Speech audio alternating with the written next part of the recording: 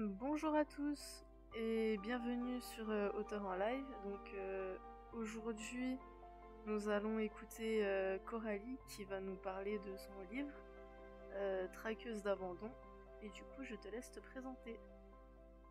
Alors, bonjour à tous, donc je m'appelle Coralie, j'ai 25 ans et donc je suis auteure depuis très récemment puisque le tome 1 de Traqueuse d'abandon a été publié en septembre dernier par la maison d'édition Rebelle Édition. D'accord. Et du coup, quel âge as-tu? J'ai 25 ans. D'accord. Et d'où viens-tu? Alors j'habite Montluçon, donc une petite ville en Auvergne où je suis D'accord. originaire. Et du coup, ça fait combien de temps que tu écris? Alors j'écris depuis vraiment très longtemps. En fait, j'écris des petits bouts d'histoire, des petits bouts de romans depuis que je suis toute petite. Et après, Traqueuse d'abandon, c'est vraiment le premier livre fini, la première histoire complète que j'ai écrite. Et j'ai commencé à l'écrire il y a environ 6 ans. D'accord. Et qu'est-ce qui t'a donné envie d'écrire du coup? Alors j'ai toujours aimé lire. Bon, là, déjà petite, je m'inventais des histoires dans ma tête. Et ce qui m'a vraiment donné envie d'écrire un livre fini, c'est une autre auteure, Karen Marie Moning. Je ne sais pas si il y en a qui doivent connaître. C'est l'auteure des Chroniques de Michael Allen. Et c'est une série donc de fantasy en 5 tomes que j'ai vraiment adoré. Et j'ai trouvé qu'il y avait une intrigue, il y avait du développement des personnages, il y avait vraiment quelque chose de très très complet. Et c'est quand j'ai lu cette série, je me suis dit, mais moi aussi j'ai envie d'écrire quelque chose de complet. Et c'est ce qui m'a du coup vraiment donné envie d'écrire un livre, une vraie histoire avec des personnages qui seraient quand même assez développés, avec un caractère propre et de devenir vraiment auteur, quoi. D'accord. Et du coup, pourquoi avoir choisi Rebelle Édition? Alors quand du coup j'ai fini d'écrire le tome 1 de ma trilogie, j'ai envoyé mon livre à plusieurs maisons d'édition, enfin quelques maisons d'édition, pas des masses. Et j'ai préféré la maison d'édition à l'auto-édition parce que je me disais à l'époque que s'auto-éditer c'était vachement difficile. Alors, moi j'avais peur de devoir créer des visuels, de devoir communiquer toute seule sur mon livre et tout. Alors que maintenant, je vois plein d'auteurs qui sont auto-édités et puis j'ai l'impression que ça se passe bien pour eux. Mais voilà, moi c'était quelque chose qui, je me disais que c'était beaucoup, beaucoup de travail. Et Rebelle Édition, c'est une assez petite maison d'édition qui est sur Montluçon, donc ça c'est un hasard. Et du coup, quand j'ai commencé à me renseigner sur eux, je me suis rendu compte qu'ils avaient vachement de contact avec leurs auteurs. Et j'en ai la preuve même maintenant que je suis éditée chez eux. Vu que c'est une petite maison d'édition, on est quand même, on parle souvent, il y a vraiment un suivi des livres, des auteurs, et c'est très agréable. D'accord. Et du coup, quel genre tu écris le plus? Alors de l'urban fantasy surtout. Pour D'accord. l'instant, dans tout ce qui je me lance, c'est voilà. Moi j'aime bien le fantasy parce qu'on peut faire ce qu'on veut avec l'univers. Je suis totalement d'accord. Et... Et du coup, pourquoi... Ah, juste... Enfin, j'allais te demander pourquoi la fantasy, mais vraiment parce que... Parce que moi je trouve ça, enfin déjà c'est un univers qui m'attire parce qu'on peut vraiment laisser libre cours à son imagination. Si je peux créer les créatures que je veux, je peux faire vraiment ce que je veux. Il n'y a pas de loi physique, genre elle est humaine, donc elle doit respecter les lois humaines. Non, c'est mon monde, je fais ce que je veux. Et bon, tout en respectant les règles du monde que j'ai créé, bien sûr, mais ouais, je trouve que c'est quand même vachement plus prenant qu'un livre plus terre à terre. C'est mon avis personnel, quoi. D'accord. Et du coup, je vais te laisser nous présenter ton livre. Excusez-moi, petit souci de caméra. Pas de soucis. Donc, Traqueuse d'abandon, que j'ai là, et puis vous avez l'image sur le live. C'est donc une trilogie d'urban fantasy.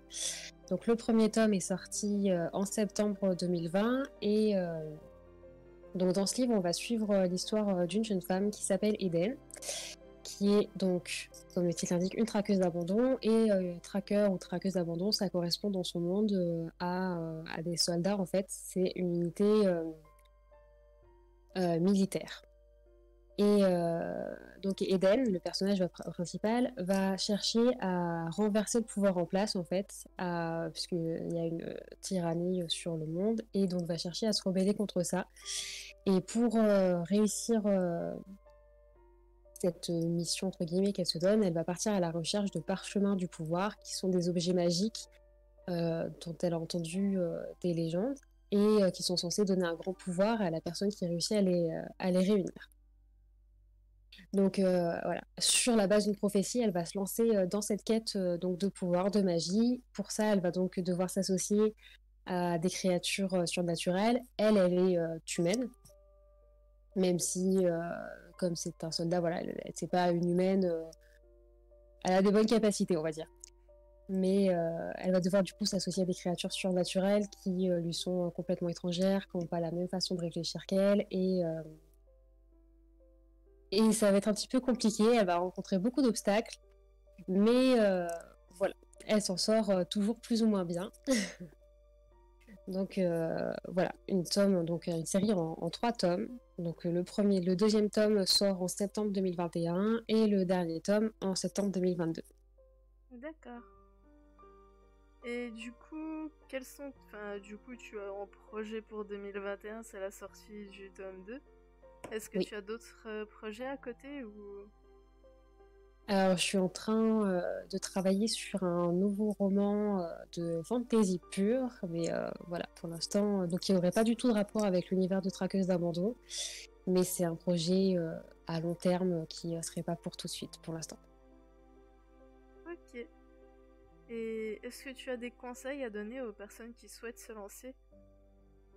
Alors moi, je leur dirais de ne pas se décourager, parce que moi, c'est vrai que moi, personnellement, j'ai mis très longtemps à me lancer à chercher une maison d'édition. Et c'est vrai que ça peut être long d'écrire un livre si on travaille à côté, si on fait des études.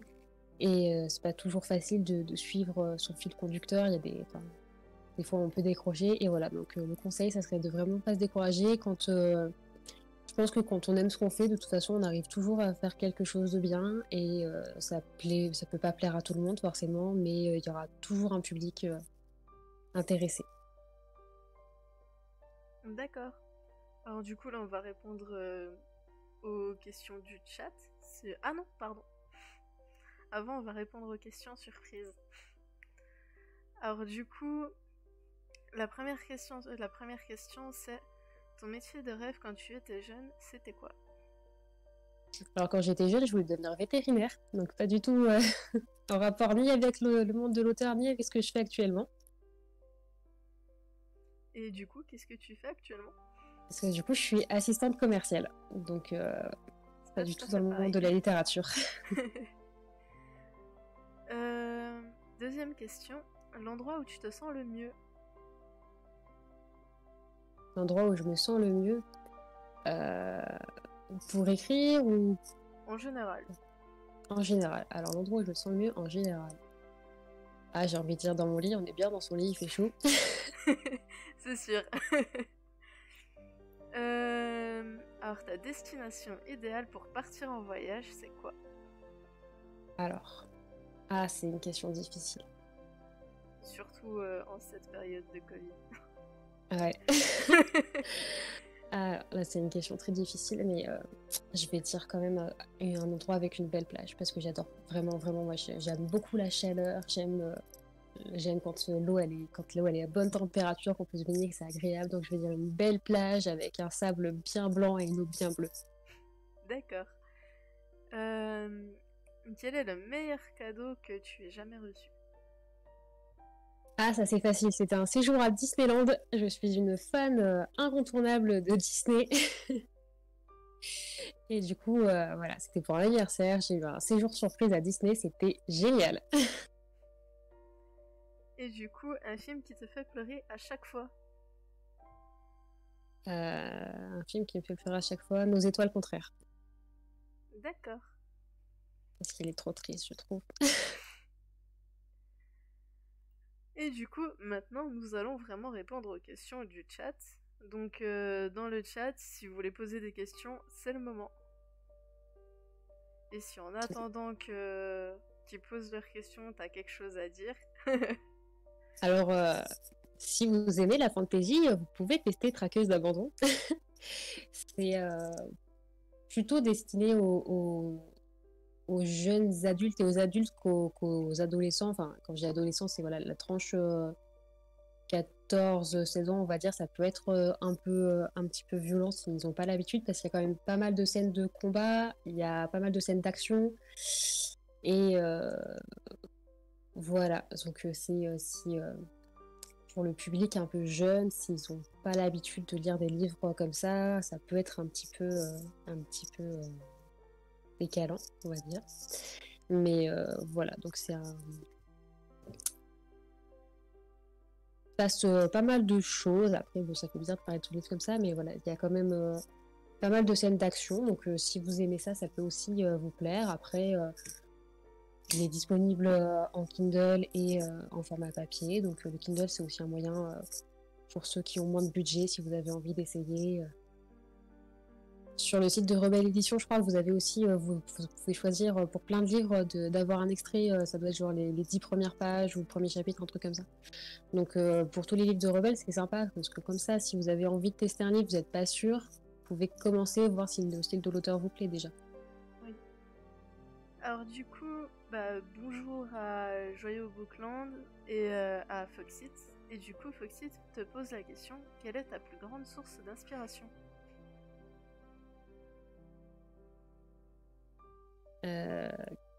Quelle est ma plus grande source d'inspiration? Eh ben, c'est une question, je peux pas vraiment répondre, parce qu'en fait, j'ai pas vraiment une source d'inspiration.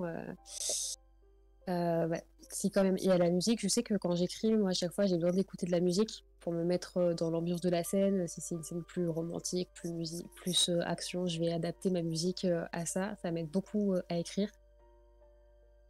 Et après, sinon, l'inspiration, c'est général, ça vient de plein de choses que je vis dans la vie, de films que je vois, de livres que je lis. C'est plein de petits morceaux qui s'assemblent pour faire autre chose. Ok. Et du coup, il y a Leptago qui demande pourquoi tu as choisi cette maison d'édition. Alors, parce que du coup, c'est, comme je disais un peu plus tôt, c'est une maison d'édition qui me semblait très, j'ai pas le mot pour dire, mais voilà, très proche de ses auteurs. Quand je voyais, quand je me suis renseignée un petit peu, c'était une maison d'édition qui était pas très grande, qui avait pas forcément des centaines d'auteurs, et du coup, je me suis dit, bah, le contact sera peut-être plus agréable. Et comme je débutais, j'étais assez jeune, du coup, quand je me suis lancée, j'avais ce besoin, moi, d'avoir un contact avec quelqu'un qui m'aiguillerait vraiment et que ça soit pas du travail à la chaîne. Et là-dessus, je suis pas du tout je suis vraiment pas déçue par mon éditrice Astrid, parce que on parle vraiment bien, enfin, on se parle souvent, il y a vraiment un contact qui est proche, quoi. Il y a vraiment un vrai suivi de chaque auteur, et c'est super agréable quand on commence. Ok. Et du coup, il y a Foxit qui demande si tu fais des salons, des dédicaces, hors Covid, bien sûr. Alors du coup, j'en ai fait un à Montluçon, mais bon là, c'est vrai qu'avec le Covid, c'est un peu compliqué, mais si on n'est pas confiné, je suis à Cultura Bourges le samedi 6 février pour des dédicaces. Donc si on n'est pas confiné d'ici là. Et D'accord. voilà. Du coup, je vais mettre le lien pour le Discord dans le chat. Si jamais vous voulez rejoindre le Discord pour rejoindre l'interview, c'est le moment. Du coup, il y a Foxit qui dit croisant les doigts. Oui, parce que c'est vraiment pas une période facile, enfin pour tout le monde, mais pour les auteurs qui se lancent là, c'est Oui. du coup, tout est fermé, il n'y a pas de salon, il n'y a rien, c'est compliqué de se faire un petit peu connaître. Hein. Surtout quand c'est le premier livre que tu sors, que Ouais. t'as pas l'occasion de faire des dédicaces et tout pour te faire un peu voir, c'est un peu Ouais, ouais. compliqué. Bah ouais, c'est vraiment une mauvaise période hein, pour.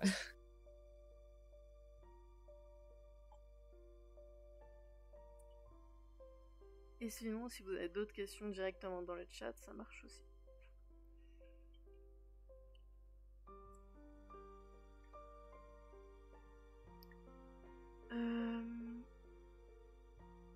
Et sinon, tu disais que du coup, tu écrivais depuis longtemps. Est-ce que tu as écrit... Enfin... Quel genre tu as écrit, à part l'histoire traqueuse d'abandon? qui ne sont Moi, pas sortis du coup. j'ai pas compris, excuse-moi. Tu as dit que tu avais écrit d'autres choses à part Traqueuse d'abandon. Si tu peux nous en parler, même si ça n'a pas été édité. Alors, c'est que j'avais écrit, j'ai beaucoup écrit, mais c'était moi mon problème avant Traqueuse d'abandon, c'est que j'étais pas rigoureuse dans mon écriture. Genre, j'écrivais des scènes sans les ordonner. Et j'essayais de les ordonner après. J'écrivais la scène que j'avais dans la tête, en fait. Et après, je me dirais, tiens, je pourrais y insérer à ce moment-là du récit. Et du coup, j'ai jamais réussi avant Traqueuse d'abandon, où je me suis forcée à être très rigoureuse, à tenir des notes sur les personnages et tout. J'ai jamais eu de récit complet, en fait.